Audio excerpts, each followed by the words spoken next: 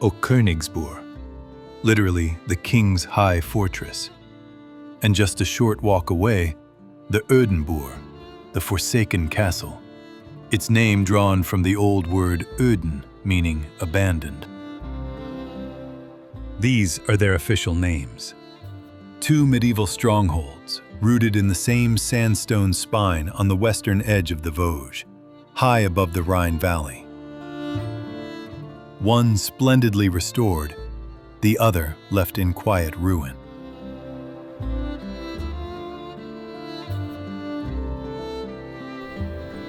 But what if these names carry echoes from an era long before history began? Not height, not abandonment, but something deeper. A subtle play of words pointing toward a high king from a time far beyond the medieval age. To Odin, the All-Father, supreme among the gods of the old northern world. Here along the upper Rhine, his name lived on as Vodon, and in certain dialect traces softened into Odin, a sound already close to Odin. One of his ancient titles was Har, the High One. Could it be coincidence that one fortress bears the title of a high king and the other carries a name that nearly echoes his own?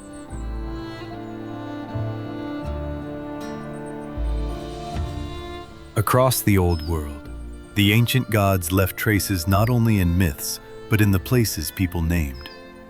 Clues scattered in stone and language, waiting for someone to notice. So let us begin our journey here, to search this ground for signs of what may have stood in this place long before the medieval lords raised their walls. And if names can hold echoes, then landscapes can preserve memories as well. Subtle patterns, ancient alignments, shapes that outlast the hands that built upon them. So it is not surprising that this ridge is only one corner of a much larger mystery. An exact equilateral geomantic triangle over 5 kilometers on each side, formed in the west by the place not far from Haut-Koenigsbourg, where the Oedenbourg ruins stand, in the north by the Roche du Chalmont, and in the east by the Rocher des Reptiles on the Tenchel.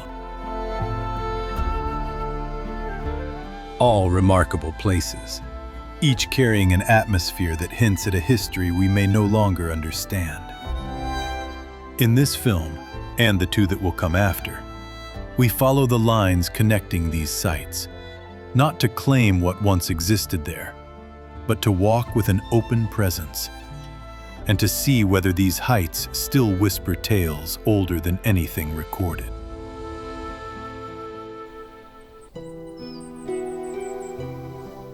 Haut-Koenigsbourg has stood on this mountain for nearly 900 years. First mentioned in the mid-11th century, it was claimed, rebuilt, destroyed, abandoned, and finally restored in the early 1900s. A fortress shaped again and again by the hands and ambitions of different ages. But the mountain beneath it belongs to a far older story. The castle rises directly from a natural sandstone ridge, a spine of rock shaped long before human memory. The medieval builders fastened their walls into this ancient foundation, binding their work to something that had been here for ages. Even now, the bedrock breaks through the masonry, massive shapes jutting between bricks and towers, as if the mountain itself were insisting that it carries a history of its own, one that was already old before the first fortress stone was ever set.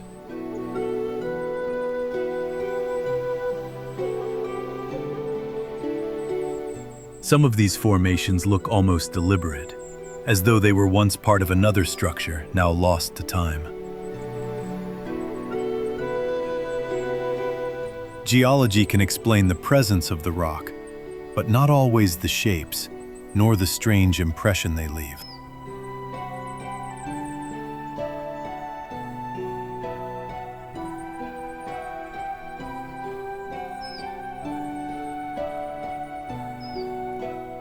Standing before this foundation, it is hard not to wonder what stories this height held before the medieval fortress claimed it.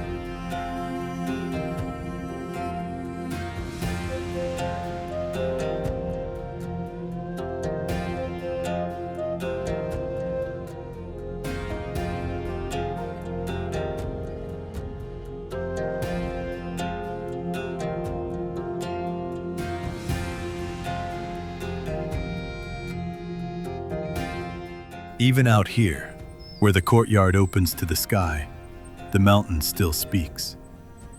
Quarried shapes and natural forms overlap, stone meeting stone in ways that blur origin and intent. It feels as if the fortress was laid across fragments of an older presence, one that refused to vanish.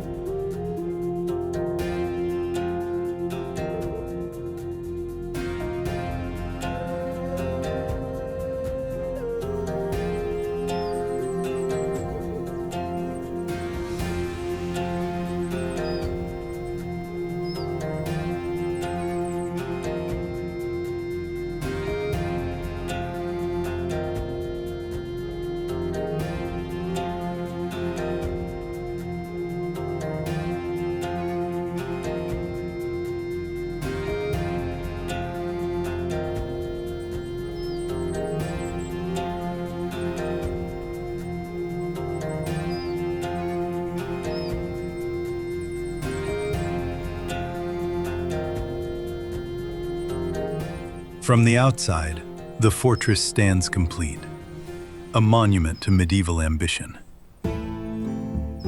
Yet, all around it, the mountain waits, its scattered blocks continuing along the ridge, leading toward another ruin, the Oedenbourg.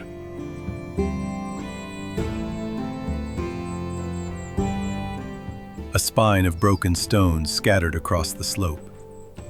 Officially, these fields of boulders are the slow work of frost and time. But as you walk among them, it becomes difficult not to sense something older beneath the explanation.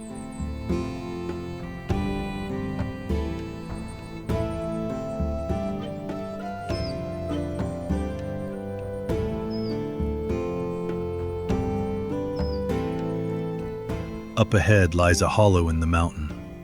Not yet the Oedenbourg, but a place that appears carved rather than simply formed. Some say sandstone was quarried here a century ago for the restoration of Haut-Koenigsbourg. Perhaps. And yet the impression remains that this cut in the ridge once served another purpose. A trench, a boundary, or the fragment of something long forgotten.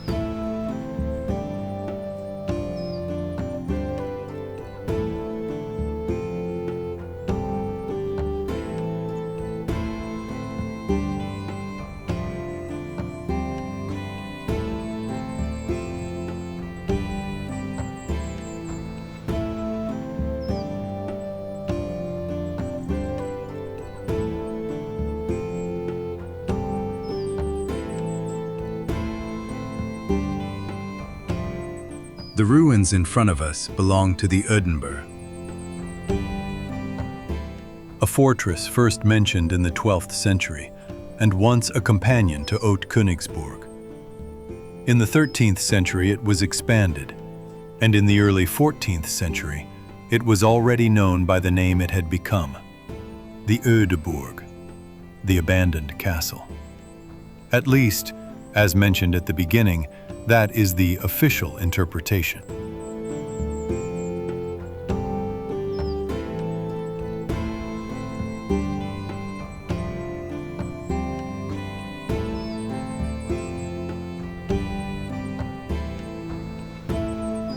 Like its greater neighbor, the Oedenbourg was anchored directly into a sandstone cliff, shaped around the natural rock, or perhaps around the destroyed remains of something that stood here long before it.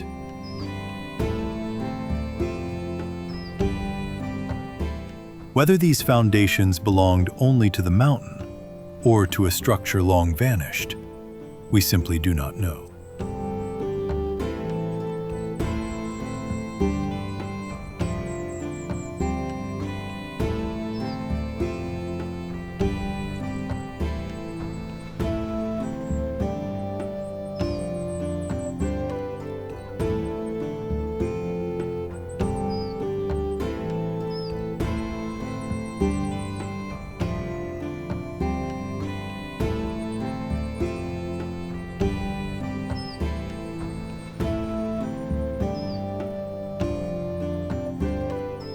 And so we leave the Oedenbourg and Haut-Koenigsbourg behind, walking this narrow path along the ridge, a quiet line through the forest, one branch of a greater pattern. For this is only the first corner of the geomantic triangle we traced at the beginning. Two more heights await in the films to come, the Roche du Chalmont in the north and the Rocher des Reptiles on the Tenchel in the east. Each place carrying its own presence, its own unanswered questions. And perhaps, together, they will tell more than any lone fragment of this landscape could reveal.